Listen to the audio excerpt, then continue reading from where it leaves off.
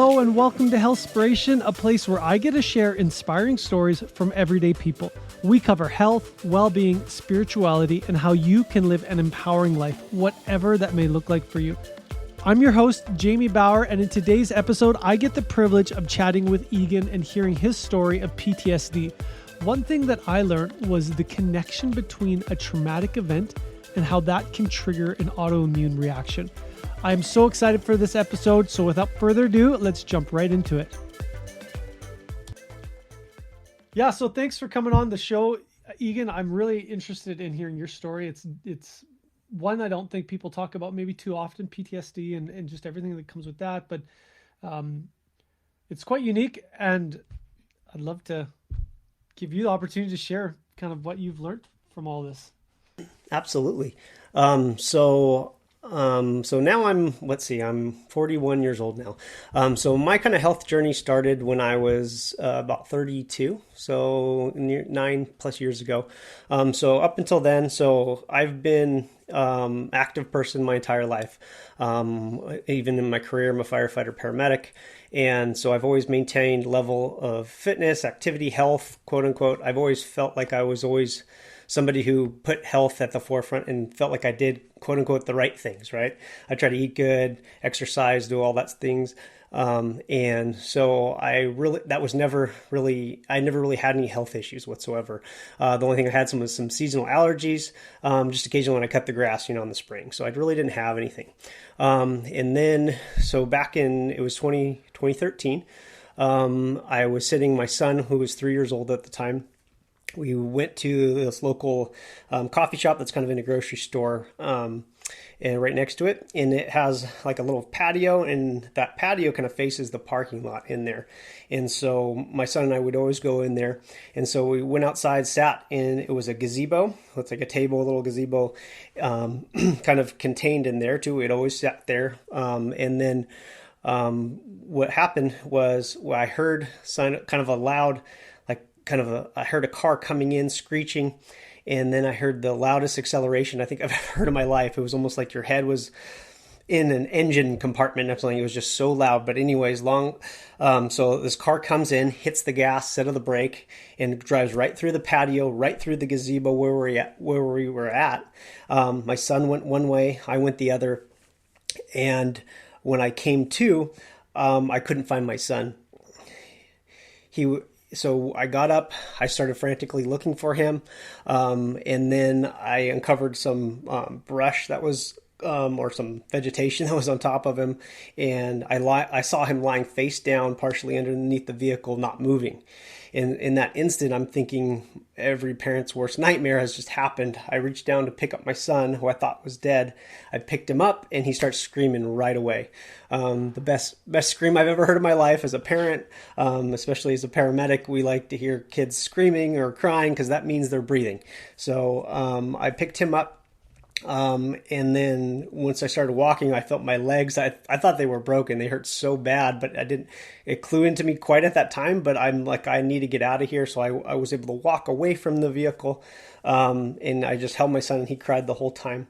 And it was interesting looking back because the people who responded, so the firefighters and stuff like that, I know them personally. I work with them. But it was really interesting being on the other side of that, because I remember the incident. I didn't get knocked out, but I remember everyone showing up, but I remember not being able to talk or tell anybody what happened, which was really weird for me as a first responder to not be able to do that. That's looking back, I guess that was the state of shock kind of I was in. So long story short, physical injuries, very minor. It was a miracle. I only suffered some bumps and bruises on my legs and my body. Same with my son. We had bruises, but we went to the hospital by ambulance, and then we were released the same day. So just bumps and bruises. A complete miracle. We're alive and no permanent physical injuries whatsoever. And then going forward, I was always the person who thought that I was always had a positive outlook. I would always see, the bright side of everything. I went through that accident. I might get sucked. It was horrible, but my son's alive. I'm alive. Life is good. I'll be just fine. And so and then going forward, I was thinking about my son. I'm like, well, that was a very traumatic thing, and maybe we should go see maybe a therapist or something. And so I'm like, okay. So I took my son to go see a therapist, just to make sure everything was good. And the therapist says, well, he's, pretty young and he'll probably be just fine. However, I would be concerned about yourself. And I'm like, well, I'm positive. Everything's good. I don't think I really need to see anybody. He's alive. I'm alive. There's nothing else to talk about, I don't think. And then, because you have a background as a paramedic firefighter as well in kind of like these traumatic events. So you probably thought, this is my job. I can deal with this. Yeah, absolutely. That's exactly what I thought too. And I also worked full time in the mental health arena too, as a paramedic concurrently with severe mental health issues. So I was already somewhat familiar with it. And looking back at my career, 15 years of doing traumatic, like being involved in trauma and other things, I'm good. I've been able to be resilient this whole time. Like, I don't think there's anything to, really talk about. And then, one thing that I remember the therapist talked to me about too. He's all, however, like, I'd like to maybe see you again. And then he gave me an assignment of basically writing a letter to my son as if he died. And that just pissed me off. It was like something horrible to think about. Now, the knowledge that I have now, knowing now, I know where he was going with it. At the time, I did not. So basically, it really irritated me, and it was probably irritating me because maybe I needed to do something. But so I just walked out of the office. I didn't like the therapist. I didn't like the idea of it. I just was mad, and I left. So I just didn't think it was for me. I didn't think I needed it. So that was that part of it. That happened pretty recent. And then concurrently, and within, I think it was about 4 weeks, 6 weeks, somewhere around there, I started having some physical pain. So I started noticing my toes, middle toes on both of my feet were inflamed, like really bad. Like I thought I broke them. That I went to actually got an X-ray. After, because I thought I broke them in the accident, didn't know it. I had no idea. So they did X-ray and they didn't, they said, no, there's nothing wrong. I'm like, but they're the size of my big toes. And so, basically that was my first sign of psoriatic arthritis. So that happened within just a couple months after my accident. So I had the inflammation, and then I had plantar fasciitis for the entire next year. Super bad. If anybody's had that, it's like walking on steak knives is what I like to attribute it to. Like, it's just horrible. Every step you take is just painful. And then after that year of the foot pain and the toe pain brought on then the hip pain. So then I started having hip pain. I could barely walk. I could barely hold my child some days. And obviously couldn't work sometimes too. It would be so bad. I'd be walking. I just walk normal, feel normal. And then my hip would like give out. I'd almost fall over, which is horrible, especially in the line of work that I'm in. So I just started having these pains, these arthritic pains, and just not knowing. And I would go to different doctors, and they would say, "Oh, it's just osteoarthritis," which is just normal breakdown, right? That you get when you're older. But I was only 32 at the time. I'm like, that's kind of weird. And then I started going. So then I saw the orthopedist, chiropractor. And then I went down to actually UCLA 2 different times, and I was going to have surgery on my hip. And this was a couple years even after that. So this was going on for years. So I was having that really bad hip pain. And then within, I think it was about a year and a half, after the accident, I started having skin issues concurrently with the arthritis. So I started having psoriasis. So it started in my scalp, basically. I thought I just had dandruff. I was like, it was really like, I can't get it away. So I tried everything you could think of, dandruff shampoo. And then I went to to dermatologist, and then they're just saying it's seborrheic dermatitis, which is a general term for just inflammation of the skin. They don't know where it comes from. And I'm telling doctors along the way that, hey, is it possible I have psoriatic arthritis? Because I have a skin thing and I have arthritis too. And it happened after this accident, and no doctors putting anything together. I kept they kept dismissing me, like almost like I'm crazy to some degree, which is kind of odd. No matter how much I dug into stuff and showed people information, I'm like, is there any correlation? It kept saying no. So obviously tons of frustration, over half a dozen doctors, and they would just give me, so for my skin, I'd get steroid creams, which work fantastic at first, right? They work great, clears up, but then it comes right back. So instantly I started figuring out, well, maybe that's doesn't sound like it's a skin issue, right? If it should clear up, it's something else is going on in my body. And then obviously with the arthritis. So the skin issues, arthritis, that went on for a solid, I'd say 4 years of just misery and just trying different answers. That's a long time. Yeah. Well, and it's a long time not having answers and you trying to figure it out yourself and not having any kind of roadmap of, okay, where do we go from here? Exactly. And the whole time, and I've, as a paramedic working in emergency, like medicine is, entrusting in doctors and going that field. That's traditionally where I am. I've always I like more natural, and I feel like that's a good place for a lot of people is to have that kind of balance a little bit, but not so much. But I was entrusting in doctors who are educated and could put me in the right direction to get me healing. Because it's just misery when your quality of life is so terrible that you can't pick up your own child. You can't run around and play with your own child.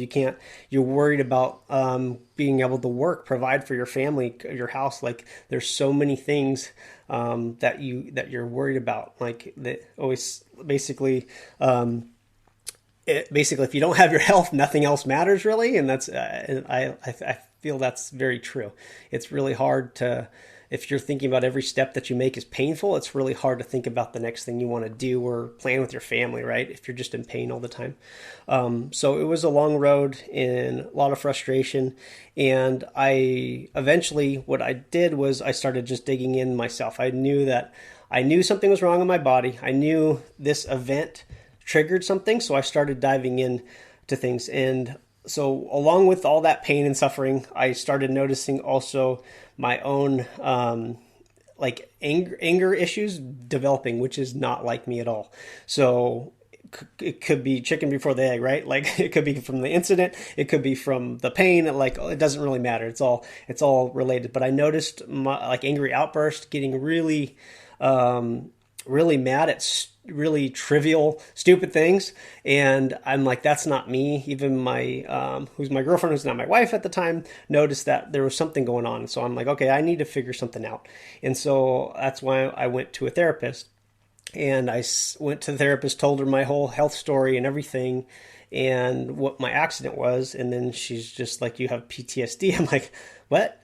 What do you mean I have PTSD? Like I had an accident and I'm fine. That's PTSD. That's for war veterans. That's for people who got shot, watched their buddies die. I was never in the military. I didn't experience any of that. And then she went on to explain basically the symptoms about it. And yeah, you basically pull up all the symptoms and was like, okay, checkbox of all of that. And that opened my eyes to PTSD and first responders, firefighters, paramedics, etc.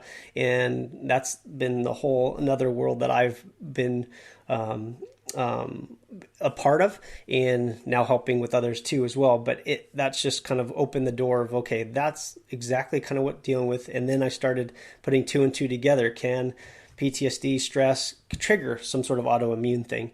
And then so I started diving into, absolutely, there's more and more studies are coming along. And then I started diving into gut health and how it's our immune system. And so I started going down that rabbit hole and reading everything I could get my hands on, listening to other people's stories, reading any books related to psoriasis, psoriatic arthritis. And I just kept coming back to immune health, immune system, stress, hormones, and how it's all kind of related. And so I kind of dove deep into focusing on my own healing journey. So I started, obviously, the number one thing for me, like I said, was my stress, my PTSD. Not even knowing it, I wasn't like ever a stressed person, or like angry all the time, or nothing like that. I just noticed some little things, and you don't really notice it almost until you're on the other side of it, or until you kind of have somebody else maybe help you with that. So I had things like, I guess I didn't sleep good at night. It took me probably 3-4 hours to go to bed every night. And I thought it was normal for me just to think about, managing, like my kids and my wife, and just, I got to do that tomorrow, do that. And then before I know it, I was staying up, like just laying in bed wide awake for 4 hours, so not sleeping, and then like angry outbursts. And so with the PTSD, so I started getting treatment for that. And what I underwent was called EMDR, which is eye movement desensitization and reprocessing. I've heard so many good things about this. Yeah, but I don't understand what it actually is. So maybe you can explain a little bit more about that. And I wish I could explain a little more too as well. And but I'll explain just kind of my experience and how it did for me. So my understanding with the PTSD is a lot of the times too, your brain gets stuck in where it doesn't know. Sometimes it doesn't know reality versus it basically wants to put things together, wants to solve a puzzle, if you will, and then sometimes it doesn't know the difference between like what you're thinking and what's reality. And that's what happens. You're kind of brain stuck in this loop, and you're hypervigilant and you're stressed. And basically my brain was in that state of almost basically fearing for my child's life. Like what you would feel in that moment, my brain's stuck in that loop. And what EMDR does is it basically, there's just one thing that you're just in a loop. And what it does, from my take on it, is it basically helps both sides of your brain to talk to each other. So there's things like tapping, was what I kind of underwent, and it basically makes makes your brain kind of talk to each other.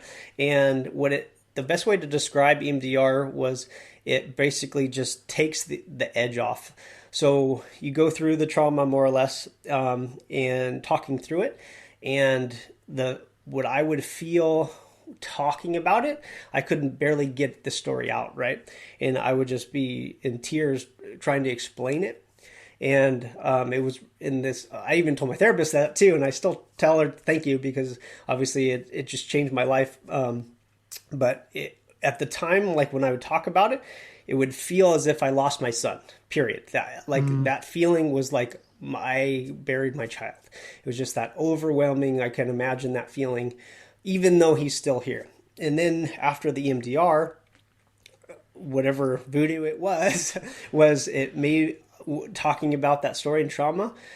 For some reason, every time I would talk about it, I envisioned my son tapping me on the shoulder and saying, "I'm here, Dad. I'm here. We're good. We're here." That's so, and it takes that edge off. So from like a 10, if you were at the worst feeling ever, down to 0, I can deal with that. About a 1. So talking about that story and stuff like that. So what that did for me was it took that level of stress down a huge notch. It allowed me some answers of what happened, because I knew in my brain that something was wrong and something's changed on that day that happened. Because up until that point, I never had any health issues significant. And then within, 4 weeks, I had significant pain, and it carried on for years until I actually put things together, got treatment for my stress, and then really dug into gut health and healing. And it's not just one thing there too. Like I've learned that, because a lot of people say, diet, this is the thing for you. And that may be just what the big thing is for you. It wasn't for me. My diet was fine. It was very good. And the same thing with supplementation. So supplementation's good, and maybe that helps for some people. It was something that I needed too, but that wasn't the big thing. Stress and stress management, and that was the big thing. I think that kind of allowed me that base to heal. I think you need all of these things in place, but it's a matter of finding. There's a lot of reoccurring themes, but it's finding which pieces fit into the puzzle that you're trying to solve too. There's no I rarely wish there was a one size fits all. Like you could say, hey, follow this and you'll be great, right? Like take this magic pill and everything will be take fine. This magic pill. I really wish there was that case, and maybe there will be one day, but up until for my journey, I realized there was no one thing. And I think that was something I got hung up along the way too, is just like, oh, maybe it's, it's a vitamin D deficiency. Oh, maybe I'll get that. Or maybe I'm just deficient here. Maybe this will solve it. And usually that's not the case. It's usually a whole host of different things too. So, so that whole journey, getting my stress treated, diving into gut health, supplementation was something that really helped me. And then just kind of putting it all together. And the more I shared my story, and then because I got into a lot of the probiotics and different supplementation at first, and I started talking about my story a little bit more of where my journey was to just people I know, and the more people said, hey, like my uncle's got this and that, and they're like, really? And like the more I talk about people I know, they're like, oh yeah, I underwent that. I'm like, oh my gosh. Wow, I'm not alone, apparently. So it's been this journey of sharing my story, and not as hard as it was, and as private a person as I am, I felt like it was actually helping people, and I was able to help more people, and that's been kind of who I am. That is who I am. That's all I've done since I was 18 years old. Has been in the fire service, as well as EMT paramedic. And so I found this whole new world of like health, and maybe preventative health or more natural health for the long term, which I love, because it's actual true healing from the inside out that you can have long term like health benefits for too. So I started diving into that and helping people, and then I'm like, I really wanted to have more of a like certified background, more or less, than that too. I mean, I obviously have my story and I have what I've done, but so then that's when I went into I'm like health coaching. I think that's something I would really enjoy. I enjoy talking to people. I love helping people. I love just sharing my story and seeing if my story can help somebody else, because I think that's so invaluable. If you have something that can help just one other person, I think it's imperative upon you to be able to provide that and try to help others too, because I knew I found some people that I aligned with along the way, but I mean, if I would have found somebody who had my exact story in that, I'm like, I would latch onto that and go, what should I do, or what can I do? Because it just helps reinforce your own journey of where you're at with things. And I am starting to see, kind of like yourself, like I've seen like just your story and what you're doing here, as well as other people are starting to openly talk about gut health, gut healing, autoimmune disease, the correlation between all of it. And then because the more of that information that's out there, the more people can actually truly help and benefit, not necessarily just from the next pill or whatnot. And like I come from, and I currently work in Western medicine, and there's a time and a place for Western medicine. 100%. Absolutely. Like somebody got in a car accident, I'm not going to say, oh, take this natural herb right now, it's going to stop your bleeding. Here's some kale. Yeah. Exactly. No, that's not the time and the place for it. But it's something that's, I feel we've gone the Western medicine's gone such a huge pendulum in one direction, that it's nice to see people starting to try to swing that a little bit back over here. And I'm starting to see it even more with doctors and different like naturopath type doctors. And I can't think of the functional medicine practitioners. Yeah. I can't think of the osteopaths. Yep. Is that correct? Yes. Yep. So like that. And I'm so starting to see that in the current, like, or DO, doctor of osteopathy, that I have currently, is like, I talked to her, and it's funny. So I literally went to my doctor's appointment just for a checkup 6 months ago, new doctor, great. She's a DO as well as an MD. And I told her my whole story, and I said, the stress trigger. She's like, oh yeah, absolutely. I'm like, are you serious? She's like, oh yeah. I'm like, you're the first doctor who's ever told me that. Where She's were like, you really? 6 years ago? Exactly. I know. So I'm like, that's good. And that's good for me to see as a cultural change, and of what's out there, and maybe what's upcoming is that there's maybe a new culture shift to some degree of integrating more natural type things and understanding. The more we learn about the immune health and what causes things, that we can kind of go from less invasive to more invasive when it comes to Western medicine. So it's really good to see. Okay, so go ahead. Yeah, I got a question for you. We're talking about people, like obviously you're doing coaching now and stuff, and for you too, how is it when people ask for help? Is it easy for people? Was it easy for you to actually ask for help, realize I think I have something wrong? Because I think this is something that a lot of people just learn to deal with, and then they just suppress it and then just minimize their own suffering in a sense because, well, everyone else out there is saying that it's just in my head and there's no correlation. And should I just, what took you to the point of like asking for help? Asking for help for when it comes to the stress or just the health specifically? Yeah, like going to a therapist and Okay. actually like realizing I need somebody else outside of myself here. I think it comes to versus I think I just came to more or less a breaking point of of pure frustration of knowing something's going on and it's not getting any better. And just seeing like behaviors and anger that I knew that I felt built up inside of me, that it's almost like you're looking at somebody else. I wasn't, an alcoholic or going down any other, it was just simply anger. I'm like, if I had some of those other issues like alcoholism or drugs or whatnot like that, and I can see how people lean into those things to to try to cope with things. And I fortunately didn't have to go down that extra, that rabbit hole. But it just reached a breaking point to where like I'm looking at the mirror and I don't recognize who I'm looking at almost. I'm like, who is this person who's angry? And then as soon as it starts affecting your family or an angry outburst and your child watches you, it's like, okay, what kind of person am I going to be? Like, what am I representing for my family? It's like, that's dumb. Would I accept that from my own child? No. So why would I accept it from myself? So I think that I just had to reach that point where I just hit that wall where I'm like, there's nothing else out here. So I need some help. Somebody else needs to help. And I'm so thankful that I did, because it made all the difference in the world to ignite that path of healing. Yeah. So you talked about PTSD, kind of the accident and that whole traumatic event kind of being the trigger for the autoimmune diseases and things that happened after that.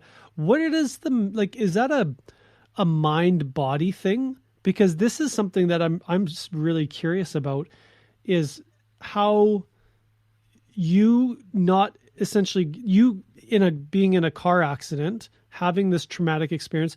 What does that have to do with your middle toe swelling up? What does that have to do with psoriasis? What is the correlation there? Is it your mind is just in that loop, like you talked about, that causes a stress response, which causes a acceleration in maybe sickness and disease? Yeah, from my take on it is, so when you so the fight or flight state that we're in, it's a defense mechanism. We've always been, we're basically a predator, but we can be preyed upon, right? Like a saber-toothed tiger. We're supposed to ignite our heart rate, dilate our blood vessels, get that blood pumping, get that heart going to be able to save ourselves, right? To get out of there. However, we're not running from saber-toothed tigers anymore. So now we have chronic stress, and then obviously there's acute stress like what I went through. And so that mind-gut connection is basically in that accelerated state of fight or flight, and PTSD basically kind of pegs you into that fight or flight state. You're there way more than you ever should. So I attribute it to like you're driving your car, for maybe dating yourself too, like, stick shift, right? So if you're in a lower, so we can go down the freeway and we could probably go, maybe third gear down the freeway. And we could probably get up to like 50 miles an hour, but our RPMs are going to be pegged, right? 6,000 plus RPM. We can do it, right? But is that the most effective thing for our engine, or we're going to overheat our engine?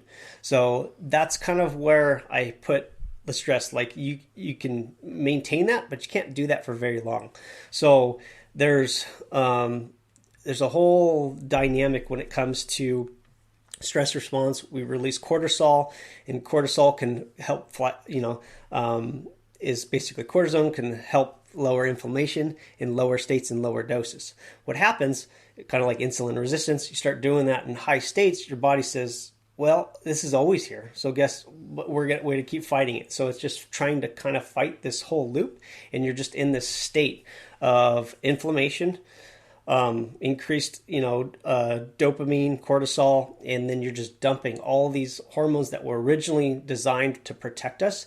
And so just like anything, like, it's kind of time and dose, right? You can have just a little bit of something over time, you're probably fine.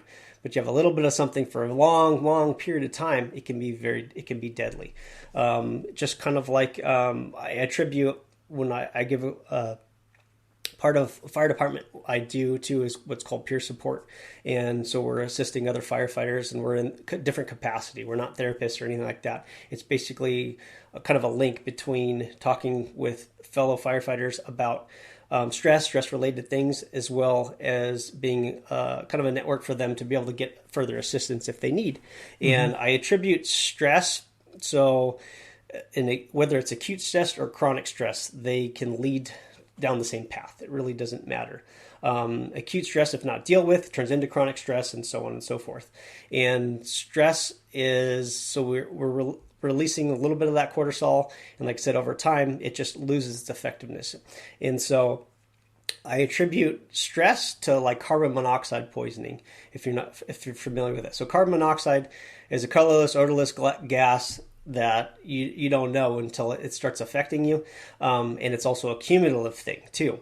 So it's just a little bit. So if you just have a little bit, like a little bit of gas leak in your house or whatnot, you can tolerate it. You can be fine coming and going. So if you're coming and going through the house and a little bit of carbon monoxide in your house, you may not even notice it. After maybe a day or something, just a tiny leak, maybe you get a headache, maybe you're not feeling good. And then, but over several days or weeks, that's it. You're done. And you don't even notice it. So, and then what you can do is if you take a full hit of carbon monoxide, you suck it on the exhaust pipe or something like that's time and dose. So, and carbon monoxide is cumulative, so it builds up in your system. Same with stress. So we can either deal with that stress and offload it, kind of like carbon monoxide. You get exposed. Okay, I knew I was exposed to carbon monoxide right now. I'm going to go outside. I'm going to breathe oxygen. I'm going to get away from that environment and get realigned. Stress is no different than that. So we're undergoing stress, acute stress, job stress, whatever it is.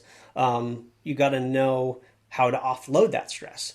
And that can be in the form of whatever it is: meditation, mindfulness, exercise, diet plays a stress. A lot of people think that, stress is just like mental stress. No, there's physical stress, right? Inflammation, and that comes back to diet and exercise and lowering that too.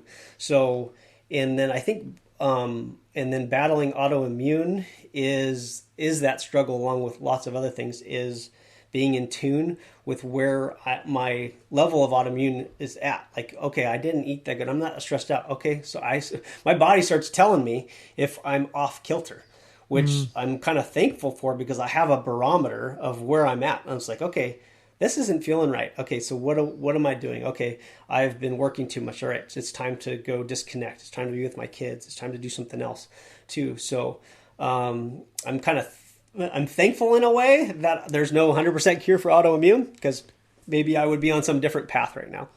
Oh, interesting. But I've found is basically a way to be about 90, I always say 95% symptom free, which is perfect for me. Unfortunately, as of right now, there's no cure 100% for it, but I found a way to be able to live and function a normal life where I don't even think twice about what the disease that I have, that it is. So it's just finding that balance, and it keeps me in check and allows me I have the latitude now to be able to live my life the way I want to in a non-restrictive manner. But at the same time, my body will let me know if I'm getting a little too far off too. So, Right. And I think it's a balancing act with everything: stress, your health, work. I think there's a whole balance and a dynamic surrounding that. So from my understanding, you had an acute stress moment, which was that the traumatic event of that accident. And then that turned into a chronic stress, which allowed your body to,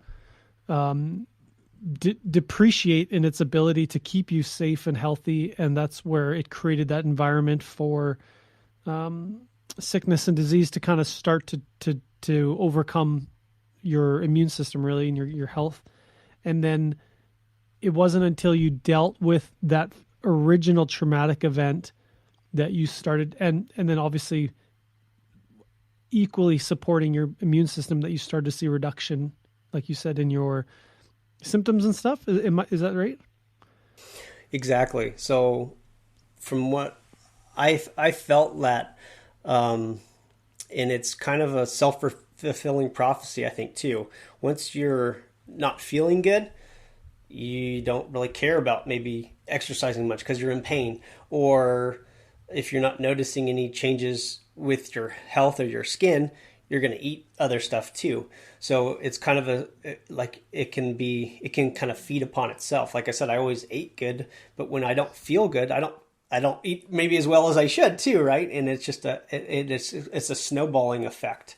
So it got in, like my weight's always been the same, so it's not like I ever gained weight or anything like that, but it was, it just all fed upon each other. And then, but like you mentioned, like the stress, I think, was the fundamental thing to be able to change things and give me answers too. I think that kind of put it all together of like validating what I was doing, because I don't feel, every doctor I spoke to kept telling me that it wasn't related and stuff. So I'm like, well, I guess I'm just crazy. And like, did you intuitively, did you feel like you intuitively knew that it was connected? I knew wholeheartedly 1,000,000% that it was connected. I just nobody I met along the way, really admitted that whatsoever. And now, like I said, in like my current deal, I told her, and she said, yeah, it's, I'm like, well, crap, like 9 years ago, where were you? And why didn't any other doctor do that? And it's not to fault any specific doctors or anything like that. And especially as I'm coaching, I mean, this is a common theme when it comes to doctors are trained specifically, especially dermatologists, orthopedists, they have a very specific thing, which is great. So if you break your leg, you want to see an orthopedist. You don't want to see a general practitioner, right? But when you're dealing with autoimmune issues, guess what? It doesn't affect just one. It's not just one area of the body. And that's why I always thought it's ironic that you got a rheumatologist and a gastroenterologist. I'm like, well, as far as I'm aware, immune health, guess where? Most of it's down there. So maybe a gastroenterologist and a rheumatologist, and you're starting to see more of that kind of integration too, which is great. So there's so many things out there that they're trained for their specialty, which is good. But at the same time, that's their specialty. So they're not going to really, and the biggest thing I always remind my client is that they're not you. They don't know what you're feeling inside. And most of them don't understand what it is that you're going through and the frustrations that you feel. I've had numerous clients, like, basically have doctors dismiss their symptoms of stress, saying, like, it's just in your head, it's not related, to things like, oh, if you don't follow my treatment path, you might as well fill out your will right now because you're going to die, and stuff like that. So unfortunately, there's kind of that there's a different, there's a culture out there of my way or the highway. I'm the professional. You're not. I know what's best for you and you're not. And I empower my clients because I found that resistance along the way of only you know what's best for you. And nobody can ever tell you otherwise. You take bits and pieces of information and you find out what works for you, because it's your body, you're in charge, you know what you feel, and you know what you want in life. They don't. So so many will just treat you as your labs or what the values that you have, right? Mm-hmm. And as a paramedic, there's an old saying that we follow. It's called treat the patient, not the monitor. The monitor being like an EKG. So we put somebody on an EKG, it shows a different heart rate, but there's things that you can look on the heart rate monitor that you would think that, oh my God, they're going to die. But if you actually look over at your patient, guess what? They're not going to die. So treat the patient. Yeah. If they're not going to die, you don't need to treat that. Yeah. But just take that piece of information and go, okay, that's great, but I don't need to do anything with that. I got to treat what they're really telling me. And that's kind of a big thing that I feel a lot of doctors don't. They're going to pull your lab values and they're going to go, oh, look, all your labs look great. There's nothing we need to do. And you're telling them, I can't walk, I'm in pain, I got the skin thing. It's like, oh, well, you're crazy. Or something else, like we don't know. It's like, it was just frustration. And that's what I think I empathize the most with my clients, because I was there and I know what that means. And like I had all my lab values were fine. All my inflammatory markers were perfect. If you looked at my body and wow. Yeah, all of mine. It's funny. Because I got my labs from my recent checkup and I compared them all because I had the same markers drawn and it was the same. When I couldn't walk to where I am now, those labs were fine. They're still the same. But it didn't matter.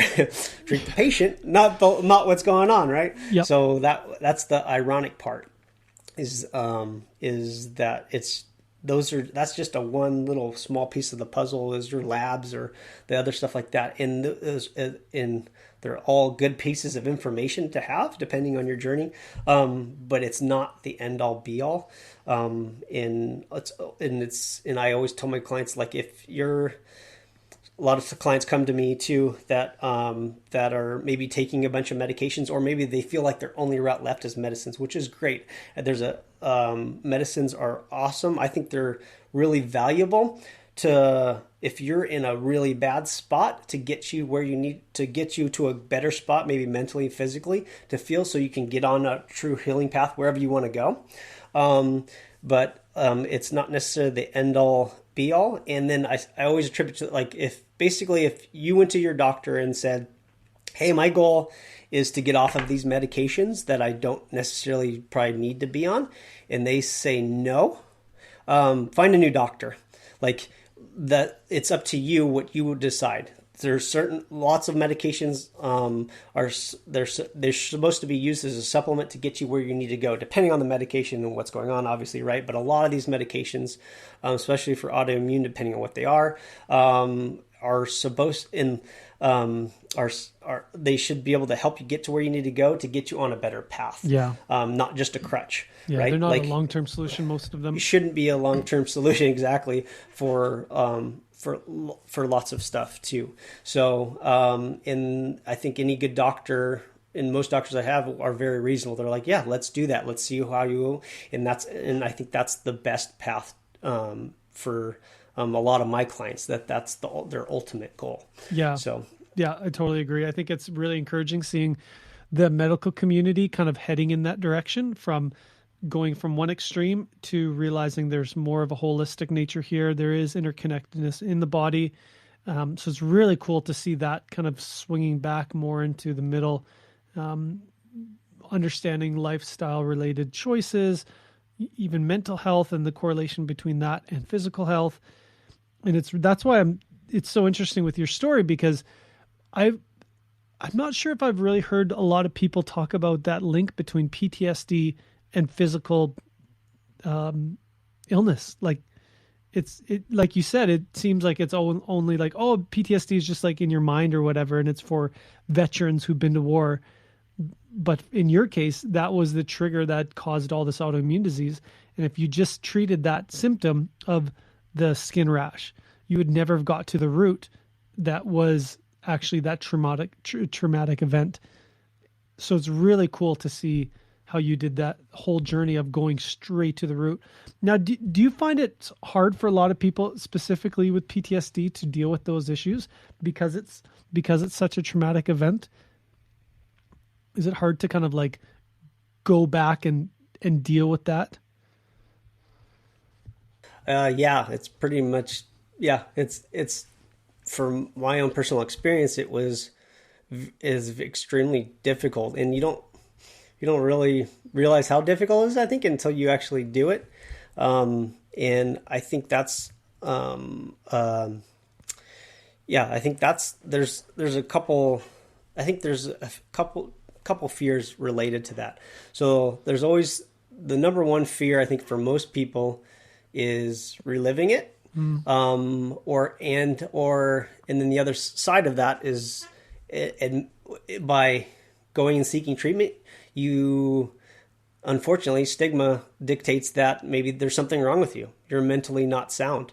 And then especially when it comes to my profession, firefighters, paramedics, police, right?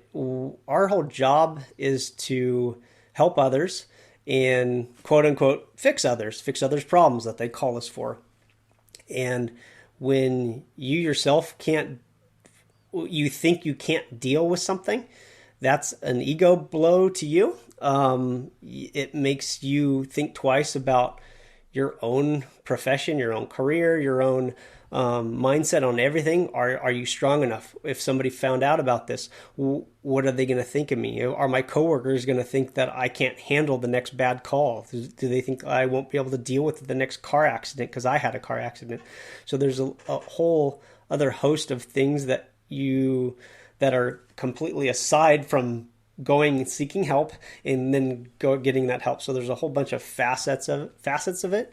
And the whole like stigma is that's a real thing, especially when it comes to my line of work. That, thank God that it's changing. It's just starting now to be talked about and embraced just over the less than 5 years. When I was undergoing with my stuff, there was not a chance in hell I was going to tell anybody. I wasn't going to tell anybody that I was having anger issues. I wasn't going to tell anybody that I can't hack like what I went through, or that I'm having health problems. I didn't tell anybody. I didn't tell a soul. The only people who knew was my family. Or if somebody saw me basically limping at work, it's the last time. I didn't even know how bad it was. Some days guys are like, "Oh, you got a hitch in your giddy up," and I'm like, "I feel fine today. You should have seen me yesterday." Nobody really knew. We didn't talk about it, and now that narrative's slowly starting to change, and I think that's changing across the board in lots of other avenues too, which is good. But so I think the biggest hurdle is admitting that something's kind of wrong, and then understanding that you're not alone in all this, and there's other people that are undergoing similar things or feeling the same way, maybe even people close to you that might be undergoing the same thing, and that it's okay. If you I attribute to like physical therapy. So let's say you busted your ankle and now you got to go physical therapy. Are you going to be ashamed that you got to go to physical therapy because you broke your ankle? No. So why would you be ashamed that you had an injury? So PTSD has been also called PTSI, so post-traumatic stress injury. And the whole thought is to treat it like an injury, because that's what it is. You injured part of your brain that's stuck in this loop that needs to get therapy to get out of it. And so that's what you should look at as therapy is it's therapy, right? Just like physical therapy, this is mental health therapy, but there's a facet of physical health that I come from, that it's related. So the whole, like you talk about the mind gut connection, right? So when we know that's immune health, so this is all talking, right? And so it's all related. It's not just something going on that's swirling around your brain, because your brain affects everything. Your gut affects your brain, vice versa. And so it's all related. So actually seeking that help and getting that help. And then I think that's the hardest part. It's not fun to go through that, but understanding that you needed help, you went and sought help, you're actually getting the help that you need. I think you're already 3/4 of the way there. So, and then dealing with that trauma is not fun, but it's kind of like going to the doctors to get a shot or undergo some sort of procedure. It stinks, right? It's a lot of anxiety surrounding it, but once you get it done and once you're moved on the other side of it, yep, you're golden. And I think that's kind of what it is. In so the therapist that I ended up going to was obviously a different one than I first saw. And that was another lesson that I learned when it comes to seeking that help. Is kind of like a doctor. If you don't like the doctor or it doesn't align, get a new doctor. Don't suffer. Find somebody else. There's a lot of them. There's a lot of good doctors out there. So find one that aligns with you. Same with the health coach or anybody else. Find the one that aligns with you. It's not to knock them personally, but that's just not the right fit for you. And that's totally okay. And that's something I wish, looking back, I should have done. I should have just said, you know what, is it the problem that I'm having with this, or is it the person maybe I didn't align with? And that was a big part of it. So I found somebody that, like I said, I'll talk to her just say thank you. Like, it's not even necessarily for therapy. It's just like, hey, I appreciate what you did for me. And I've seen her in passing and everything, and it just made a difference. So I think therapists like to hear those kinds of stories versus constantly when you have problems too, just like anything too. And I think knowing that now, if I ran into some personality that I didn't align with, I would say, okay, that's not a big deal. I still need to seek the help. I'll just find somebody else. Yeah. And just understand that you have that right, and be an advocate for yourself. So if it's not the right doctor, it's not the right therapist, then find somebody else. There's so many resources out there, and find what aligns with you. Absolutely. That's the biggest common theme, I think, is like being your own health advocate and kind of taking that ownership of, you know what, if this isn't working, try something different, go somewhere else, talk to somebody else. In saying that, Ian, if people want to get in touch with you, do you do specifically coaching for specific type of people, or what do you do with that? So right now I'm doing one-on-one coaching, and my website's firstwellnesshealth.com. I'm also on Instagram as well. And so currently I'm doing one-on-one coaching, and my specifics are like psoriasis, psoriatic arthritis, autoimmune type symptoms, stress, as well as weight management. And I went that because there's so many things that are related to all that too. But I speak specifically to psoriasis, psoriatic arthritis, autoimmune arthritis, because that's kind of where my journey lies, as well as obviously stress related, maybe injuries and whatnot related to that too. That's kind of where my what speaks to me, and that's where I feel I add the most value, because I navigated that, and I feel like I can add value to people, because it's great, because I tell my clients this all the time. I'm like, I learned just as much from you as you might learn from me too. So maybe it's selfish, because I learned so much from my clients, and then as well as obviously they in turn from me. In my and I'm currently just doing one-on-one coaching, is because I feel that I don't feel like there's no cookie cutter thing. And I feel like actually talking with somebody and being their advocate, meeting regularly, that we can really tailor to what that person and that individual needs at that time. I always tell my clients, if you want some sort of diet or meal plan or something like that, go online, click up. There's a bunch of free stuff if you want just some stuff on that information. That's not what I'm about. I'm not about some 12-week crash course that's going to cause some eating disorder at the end of it too.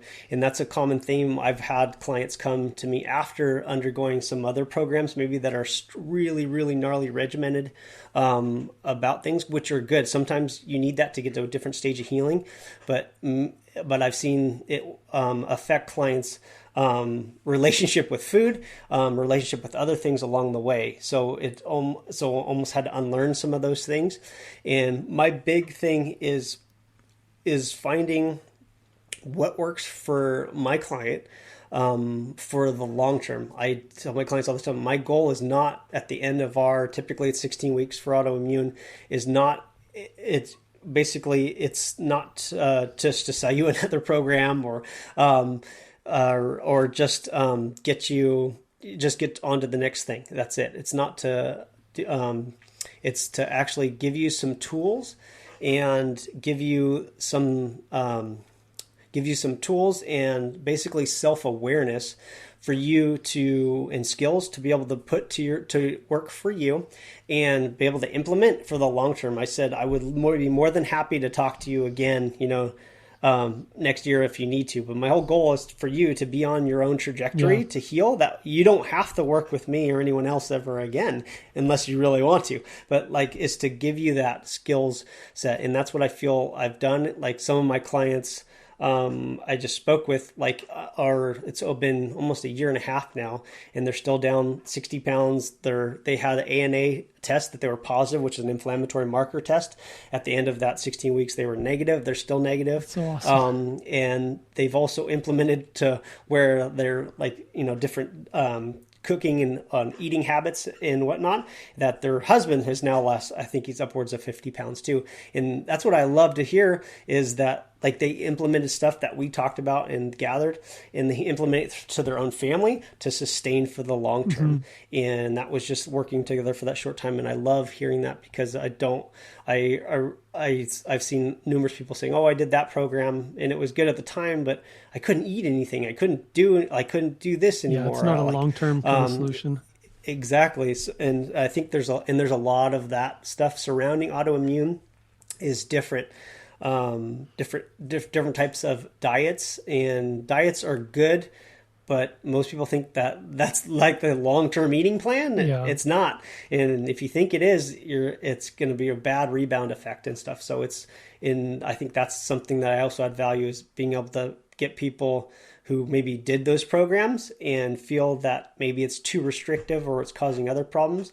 And there's a lot of fear too around people autoimmune, obviously going outside of what they know, even though they know they can't sustain it, but they're afraid of reintroducing or going a different direction with stuff. And I feel that's where I can kind of add value to be able to get people on their own trajectory, to be on there. I always tell my clients, I said, it's kind of like we're a passenger in a car going down the road. We're going on a road trip. You're the driver, so you're ultimately in control, and I'm over here, but I'm going to tell you, hey, you're a little too far over here. Let's try this over here, or get off this exit here.